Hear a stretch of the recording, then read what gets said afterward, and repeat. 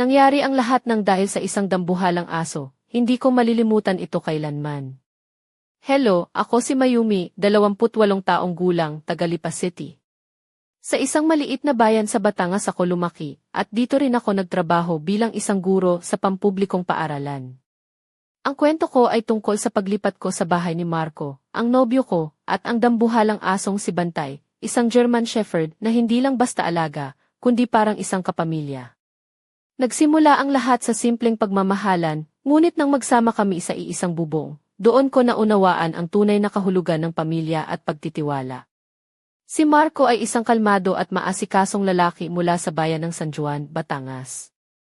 Nakilala ko siya sa isang seminar sa aming paaralan at agad akong naakit sa kanyang pagiging responsable at maalaga. Lagi kaming naglalakad sa kahabaan ng baybayin ng Taal Lake, nag-uusap tungkol sa pangarap namin sa hinaharap. Ngunit nang magdesisyon kaming magsama, hindi ko inakalang may darating na pagsubok na magbabago sa akin magpakailanman.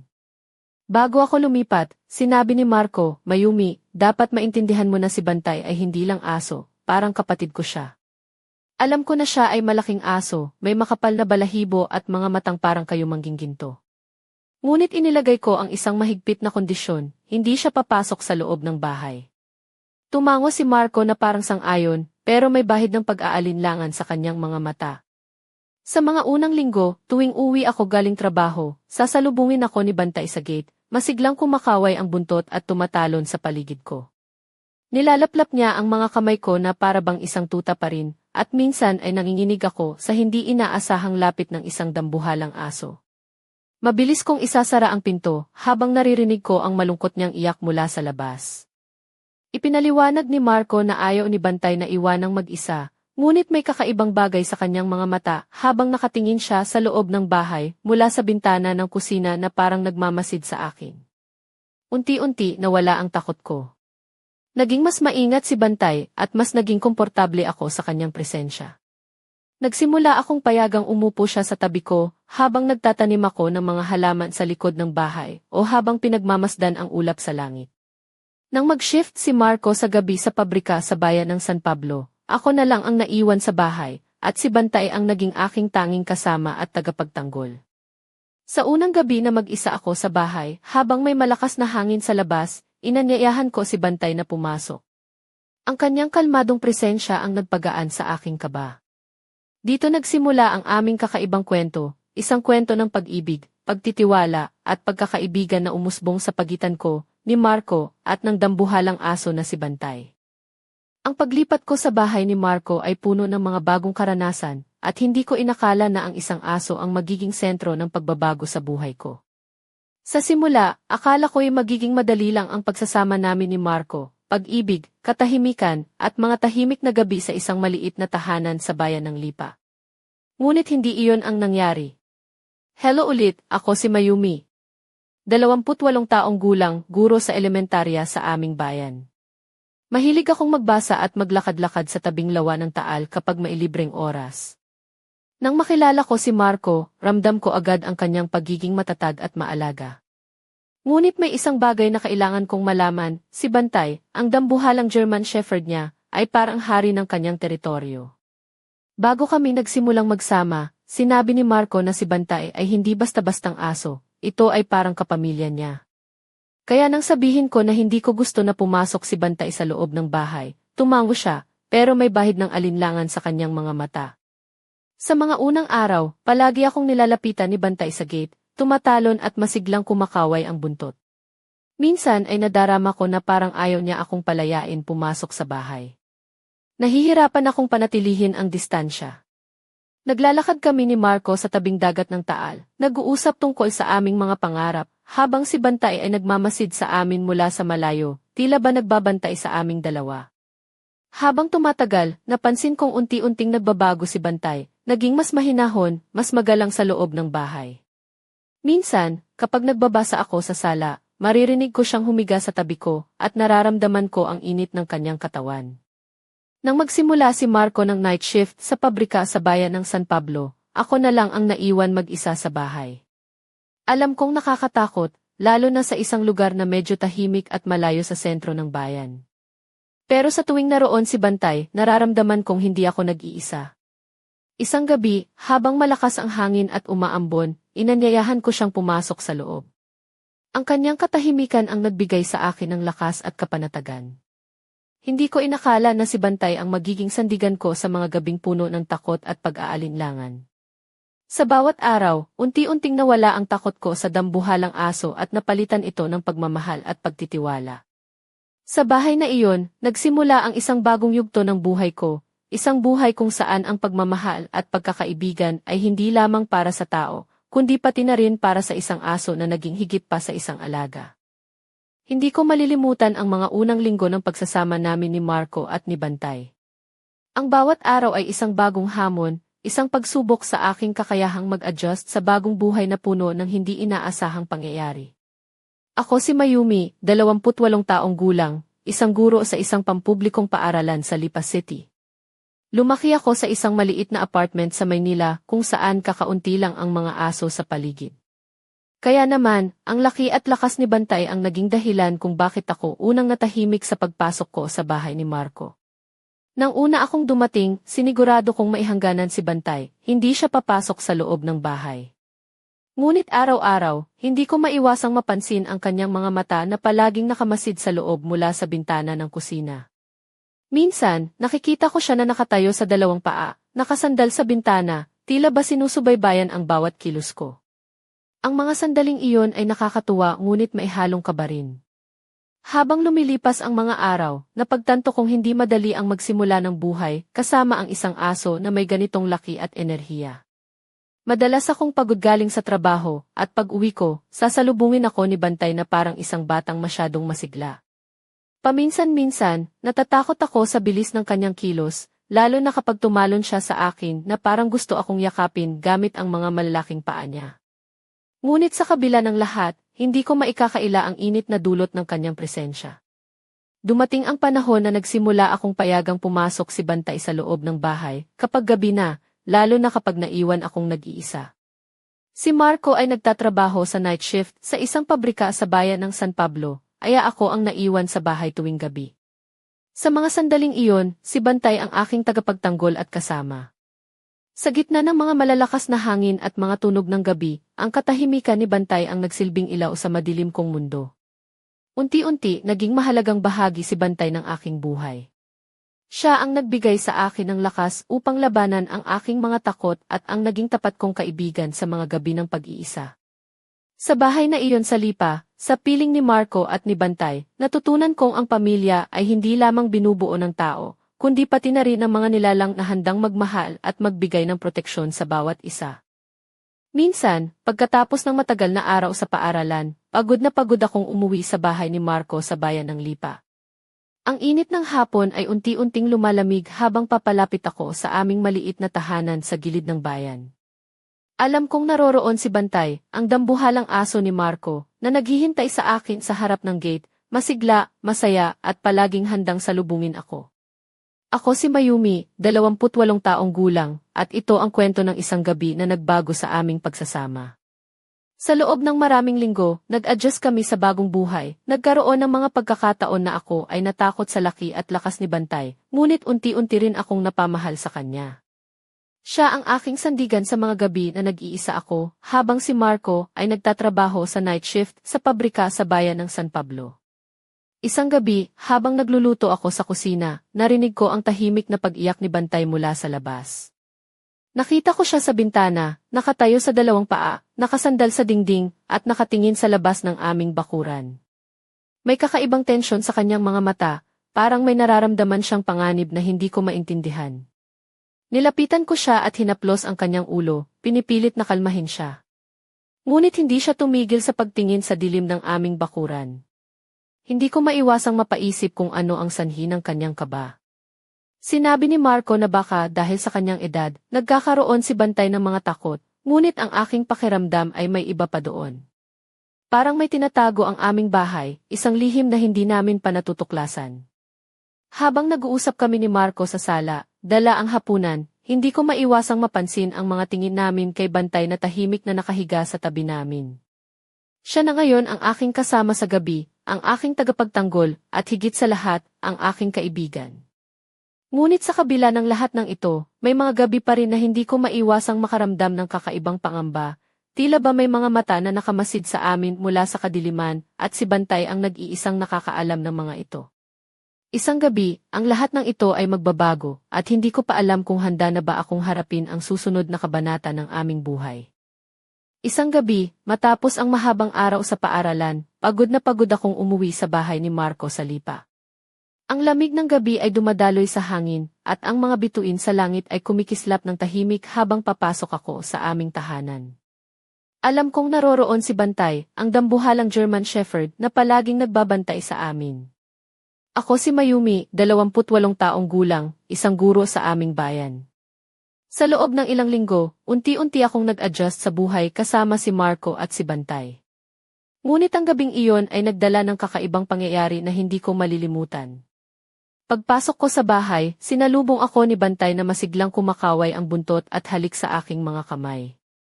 Ngunit may kakaibang tensyon sa hangin. Sa kusina, may narinig akong kakaibang tunog, isang mahina at paulit-ulit na pag-iyak o pag-ungol na hindi ko agad matukoy kung saan nanggagaling. Lumapit ako sa pinanggagalingan ng tunog at doon ko nakita na ang pinto ng basement ay bahagyang nakabukas.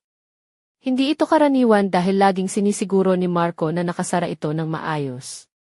Habang si Bantay ay tahimik na nakatayo sa tabi ko, unti-unting tumindi ang tunog mula sa basement. Ang puso ko ay mabilis na tumibok at ramdam ko ang takot na hindi ko pa nararanasan dati. Tinawagan ko si Marco sa telepono, ngunit wala akong sagot, mali ang signal, o baka naman wala siyang signal sa pabrika. Dahan-dahan kong binuksan ang pinto ng basement, at si Bantay ay agad na pumunta sa loob, parang siya ang nangunguna.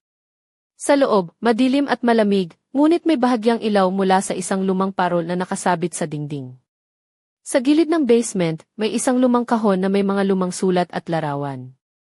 Ang mga dokumento ay tila mga alaala ng mga naunang nanirahan sa bahay, mga kwento ng mga misteryo, mga pagkawala at mga lihim na hindi nabanggit ng sinuman.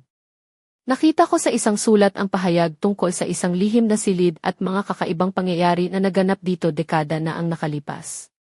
Habang pinagmamasdan ko ito, napatingin si Bantay sa akin na parang nagsasabing, ito ang simula ng lahat.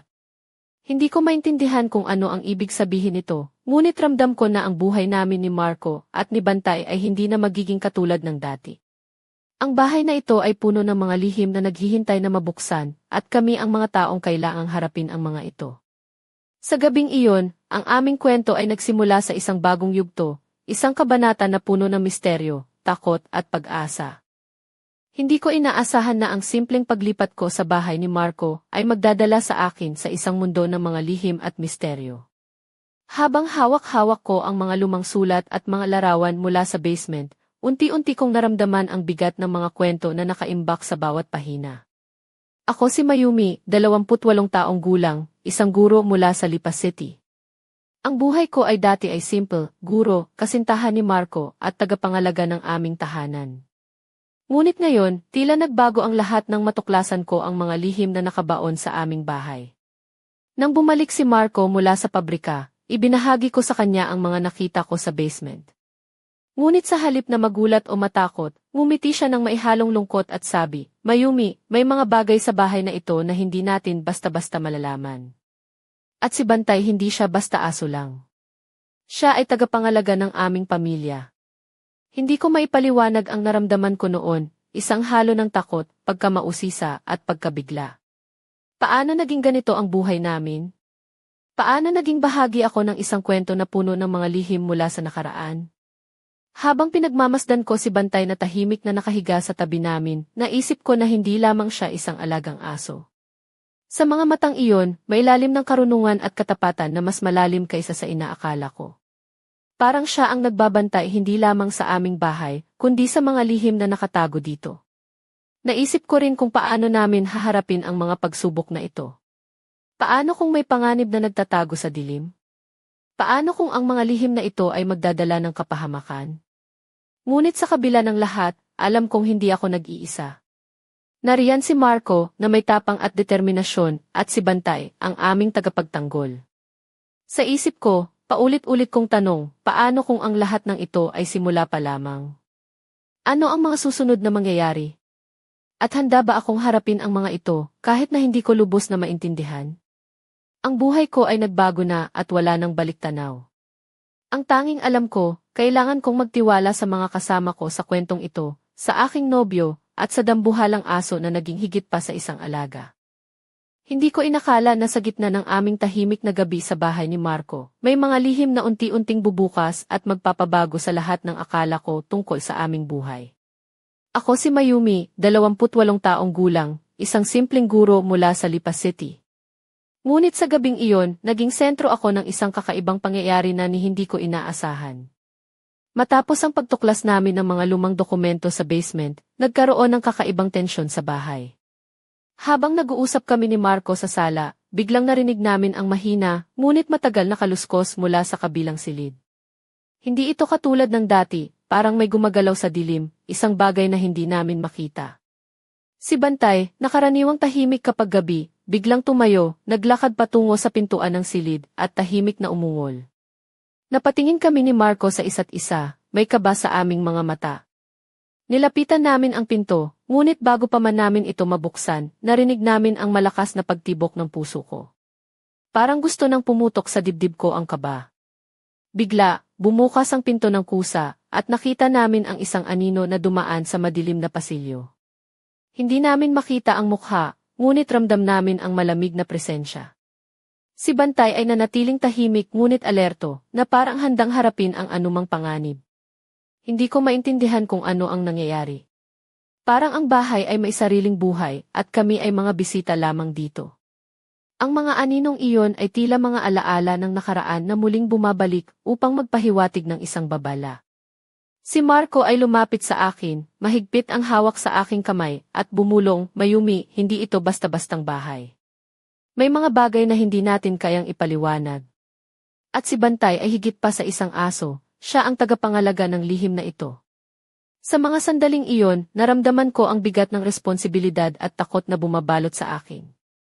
Hindi ko alam kung ano ang magiging susunod na hakbang namin, ngunit isang bagay ang malinaw, ang buhay namin ay nagbago na at hindi na ito magiging dati. Hindi ko pa rin maintindihan kung paano namin haharapin ang mga aninong ito, ngunit ramdam ko na ang aming pagkakaisa at ang katapatan ni Bantay ang magiging sandigan namin sa pagharap sa hindi inaasahang panganib. Ang aming kwento ay nagsisimula pa lamang, at ang dilim na bumabalot sa amin ay unti-unting nagiging mas matindi. Ang mga pangyayaring iyon ay tila simula lamang ng isang mas malalim na misteryo na bumabalot sa aming buhay. Ako si Mayumi, 28 taong gulang, guro sa Lipa City, ngunit sa gabing iyon, ang mundo ko ay tila lumawak sa isang dimensyon ng takot at pagtataka. Matapos ang mga aninong nakita namin sa bahay, unti-unting lumalalim ang mga pangyayari na hindi ko maintindihan. Pagkatapos ng insidente sa silid, napansin kong si Bantay ay nagbago ang kilos. Hindi na siya lamang tahimik na alaga kundi parang may misyon, lagi siyang alerto, palaging nakamasid sa paligid, at madalas ay nakatayo sa harap ng pinto ng basement na parang may hinihintay.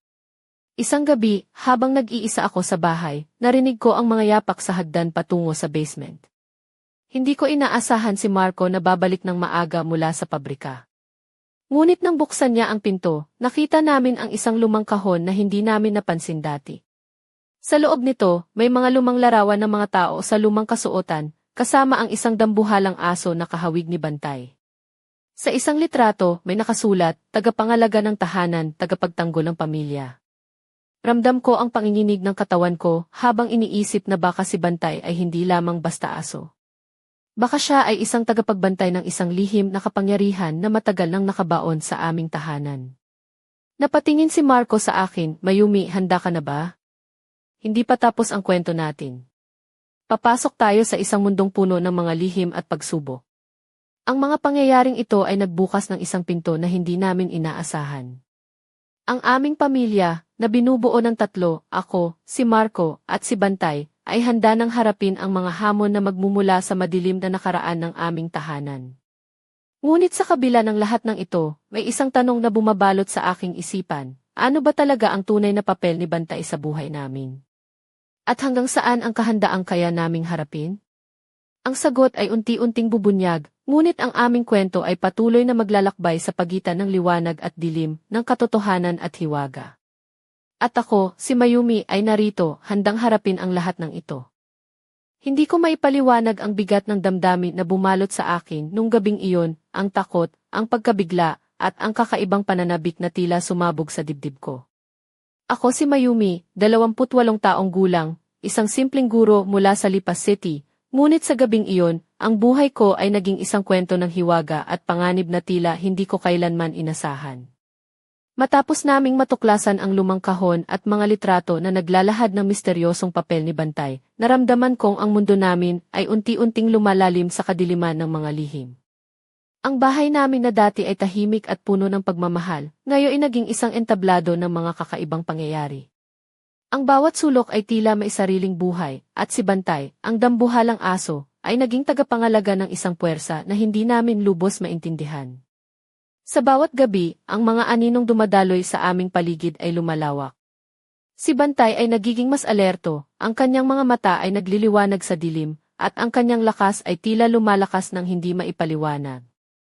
Parang siya ang nag-iisang pader na pumipigil sa mga panganib na sumusubok na pumasok sa aming buhay. Napagtanto ko na ang kwento namin ay hindi na lamang tungkol sa isang simpleng buhay ng magkasintahan at isang aso. Ito ay isang labanan para sa kaligtasan ng aming pamilya, isang laban na puno ng mga lihim na kailangang tuklasin at mga panganib na kailangang harapin. Habang pinagmamasdan ko si Bantay na nakahiga sa tabi ko, ramdam ko ang kanyang tibay at katapatan. Siya ang aming tagapagtanggol, ang aming gabay sa dilim, at ang tanging nilalang na kayang harapin ang mga aninong nagtatangkang sirain ang aming mundo. Ngunit sa kabila ng kanyang tapang, hindi ko maiwasang magtanong, hanggang kailan kaya namin kayanin ang mga pagsubok na ito? Hanggang kailan kaya namin mapapanatili ang aming pamilya at ang tahanan na puno ng mga lihim? Ang sagot ay hindi pa malinaw, ngunit isang bagay ang tiyak, ang aming kwento ay patuloy na sumusulong, at ang mga lihim ng aming tahanan ay unti-unting bubuksan, na may kasamang panganib, katapangan at pag-asa. Ang laban namin ay hindi pa tapos. At ngayon, masigit pa kaming nagkakaisa, ako, si Marco, at si Bantay, handang harapin ang mga hamon ng madilim na mundo na aming kinabibilangan. Ang gabi ay naging mas makulimlim, at ang bawat sandali ay nagdudulot ng matinding tensyon na halos maputol ang hangin sa paligid namin. Ako si Mayumi, 28 taong gulang, isang guro sa Lipas City, ngunit sa gabing ito, ang buhay ko ay nasa bingit ng isang matinding pagbabago, isang pagbabalik-tanaw at pagsubok na magpapabago sa lahat ng aking pananaw. Habang si Marco ay nasa tabi ko, at si Bantay ay tahimik na nakahiga sa ilalim ng mesa, naramdaman ko ang bigat ng nakatagong lihim na unti-unting lumalabas mula sa dilim ng aming tahanan. Ang mga pader ay tila humihinga at ang mga anino ay nagiging mas malinaw, mas matindi.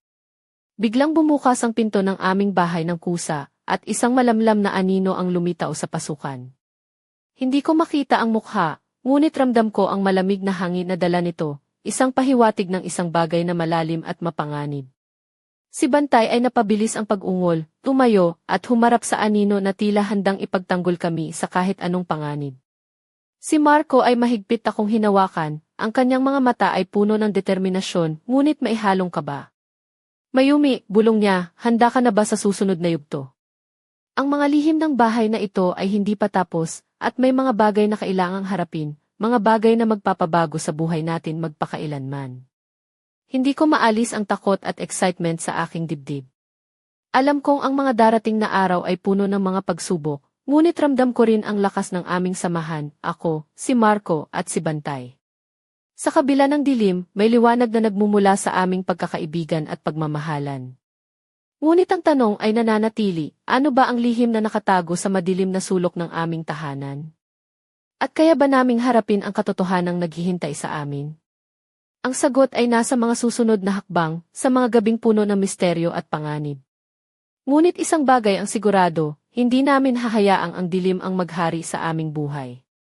At habang nakatitig kami sa anino, ang malamlam na ilaw sa aming tahanan ay unti-unting sumindi na parang ipinapahiwatig na ang tunay na kwento ay nagsisimula pa lamang. Ano kaya ang susunod na mangyayari? Panahon na para tuklasin ang mga sagot, kasama ang aking dalawang pinakamaasahang kasama, si Marco at si Bantay.